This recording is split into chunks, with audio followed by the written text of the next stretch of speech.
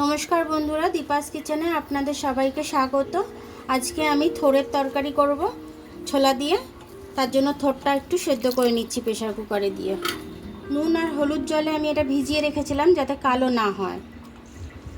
থোড়টা সেদ্ধ করব আমি, তার জন্য একটু জল দিয়ে দিচ্ছি আমি। আবারও একটু নুন দিয়ে দেবো আমি এটাকে। 3টে সিটি মারবো। একটা তেজপাতা ফোড়নে দিয়ে দিলাম। আমি এটা নিরামিষভাবে রান্না করছি, তার জন্য দেখুন আমি এখানে ছোলা ভিজিয়ে রেখেছি, কিছুটা আলু কেটে রেখেছি। আলুটা আমি দিয়ে দিচ্ছি কড়াতে। একটু নুন দিয়ে দিলাম আলু ভাজাতে। নুনটা দিয়ে আমি ভালো করে একটু মিশিয়ে তারপর আমি একটু হলুদও দিয়ে দেবো এর মধ্যে।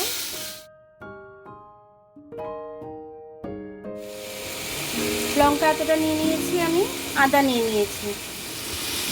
এটা মিক্সিতে বেটে নেবো আদা আর লঙ্কাটা। আলুটা ভাজা হয়ে গেছে আমার, এবার আমি মশলাটা দিয়ে দেবো। জিরে গুঁড়ো দিয়ে দেবো, ধনে গুঁড়ো দিয়ে দিলাম। এটা দিয়ে এবার আমি ভালো করে কষে নেব। ছোলাটা ভিজিয়ে রেখেছিলাম দিয়ে দিচ্ছি মশলার সাথে। এটা ভালো করে আমি কষে নেব, একবারে সেদ্ধও হবে ভাজা ভাজাও হবে মশলার সাথে।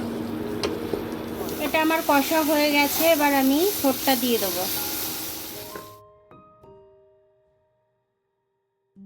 থোড়টা দিয়ে ভালো করে আবার একটু কষে নেব।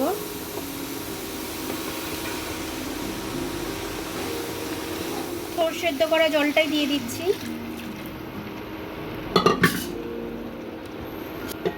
থোড় সেদ্ধ করা জলটা দিয়ে দিলাম, কারণ হচ্ছে থোড়েতে প্রচণ্ড আয়রন আছে, প্রচুর, আর আয়রন আমাদের খাওয়া দরকার, সে কারণে থোড়ের জলটাই আমি দিয়ে দিলাম এটার মধ্যে। এবার এটাকে আমি সেদ্ধ হতে দেবো। দেখুন 10 মিনিট বাদে আমি চলে এসেছি। আমার এটা শুকিয়ে এসছে জলটা পুরোটাই। আমি এবার এর মধ্যে একটু স্বাদ অনুযায়ী চিনি দেবো। থোড় মোচা এগুলোতে তো একটু চিনি দিতেই হয়, নাহলে স্বাদ আসে না। 2 চামচের মতো আপাতত দিলাম, তারপর লাগলে আমি আবার দেব।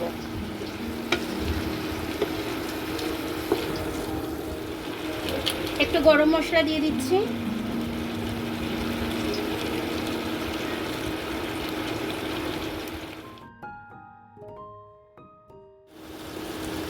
এক চামচ মতো ঘি দিয়ে দিচ্ছি। এবার আমি সবটা মিশিয়ে নেবো সুন্দর করে, এবার দেখবো তারপরে সব ঠিক আছে নাকি। আর একটু চিনি দিয়ে দিলাম আমি, চিনিটা একটু লাগবে, তাহলে কষা কষা লাগছে।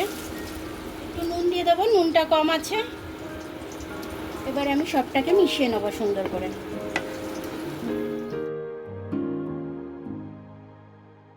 দেখুন এটা আমার সুন্দর করে মেশানো হয়ে গেছে। এবার আমি এটাকে নামিয়ে নেব। দেখুন আমার থোড়ের তরকারিটা একদম নিরামিষভাবে আমি এটা রান্না করলাম। রুটি দিয়ে কিংবা পরোটা দিয়ে, ভাত দিয়ে খুব ভালো লাগবে কিন্তু এটা খেতে। আমার রেসিপিটা যদি পছন্দ হয় তাহলে আপনারা একটু বানিয়ে খেয়ে আমাকে কমেন্টস করে জানাবেন।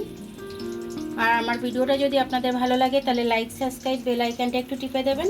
আর যদি ফেসবুক থেকে দেখেন তাহলে লাইক আর ফলোটা একটু করে দেবেন। আবার কাল দেখা হবে নতুন রেসিপির সাথে। ততক্ষণ আপনারা ভালো থাকবেন, আমি আসছি।